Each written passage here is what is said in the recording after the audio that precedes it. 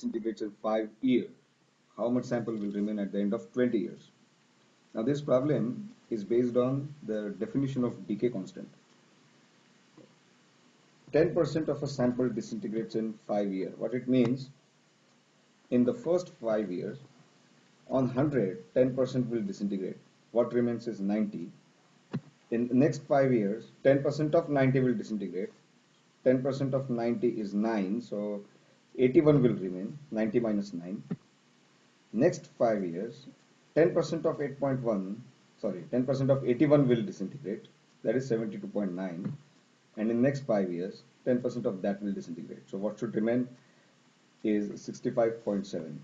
Now remember, this problem is based entirely on the definition of decay constant. What fraction disintegrates in a given time always remains constant. The half-life of a radioactive sample is T. The radioactivity is R1, R2 at time T1 and T2. The number of atoms disintegrated in time T2 minus T1 is proportional to. Okay, dN by dt is equal to lambda n.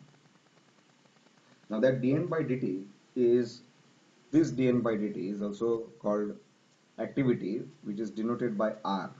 So we can write R1 is equal to lambda n1. Similarly, we can say R2 is equal to lambda n2. Now, this n1 is the number of atoms remaining at time t1. This n2 stands for number of atoms remaining at time t2. Clearly, n1 is greater than n2. So, how many atoms will disintegrate? We will have to simply subtract n1 and n2. So, I'm going to subtract r1 and r2.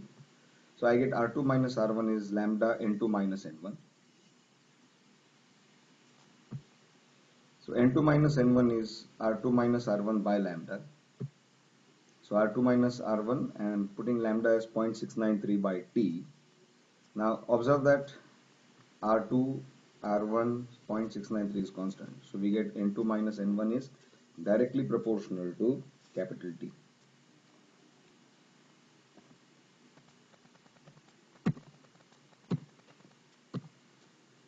Law of decay. Okay, dN by dt is proportional to n. So dN by dt is also R. We denote dN by dt with R. So R is proportional to n. Now we had a shortcut based on the definition of half-life. N upon n0 was half raised to t by t. So instead of n upon n0, we can also write r upon r0 is half raised to t by t. Now there is a problem coming up based on this logic.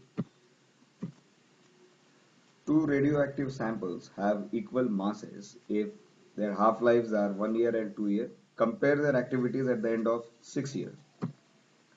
So for the first sample, R1 is R0 half raised to 6 by 1. Note that we have used R upon R0 is half raised to t by t.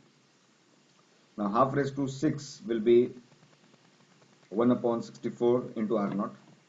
Similarly, for the second sample, the activity is R0 half raised to 6 by 2. It is R0 by 8.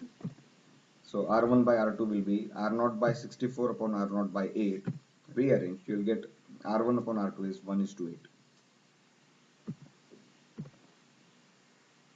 The units of activity: 1 becquerel is 1 disintegration per second. 1 Rutherford is 10 raised to 6 disintegration per second. 1 Curie is 3.7 into 10 raised to 10 disintegration per second. So the problem which is coming up, it is using 1 Curie, this concept. The half-life of thorium-232 is 1.42 into 10 raised to 10. A sample of material is found to have an activity of 2.18 microcurie. Calculate the mass of the sample. Now, molecular weight of thorium is 232 and the activity is given as 2.18 microcurie. Now, observe that this 10 raised to minus 6 is for that micro, and 1 curie is 3.7 10 raised to 10 disintegrations per second. So, that's the data. Now, activity is lambda into n. So, R is equal to 0.693 by T into n. So number of molecules or atoms is RT upon 0.693. Remember, we have to convert number of atoms into mass. So wherever you have to convert number of atoms into mass, you have to look for the Avogadro's number. The mass of Avogadro number of molecules is capital M.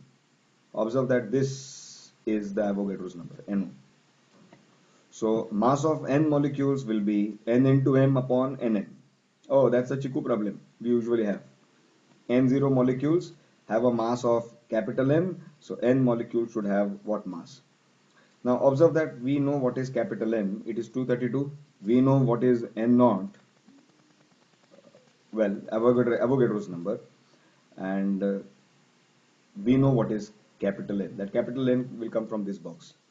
So what's the mass? It is capital N is RT upon 6.693, capital M upon N naught. So you put those values and you should get the answer. No doubt the calculations are going to be slightly big here. A radioactive sample disintegrates by both alpha and beta emissions with half-lives T1 and T2. What is the overall half-life of the sample? The decay constant for alpha emission is lambda 1. Decay constant for beta emission is lambda 2. Now observe that some fraction is disintegrating because of alpha. In that time, some fraction will be disintegrating because of beta. So the fraction disintegrating in that given time will be simply lambda 1 plus lambda 2. So overall decay constant will be lambda 1 plus lambda 2. So overall half-life is 0.693 upon lambda 1 plus lambda 2.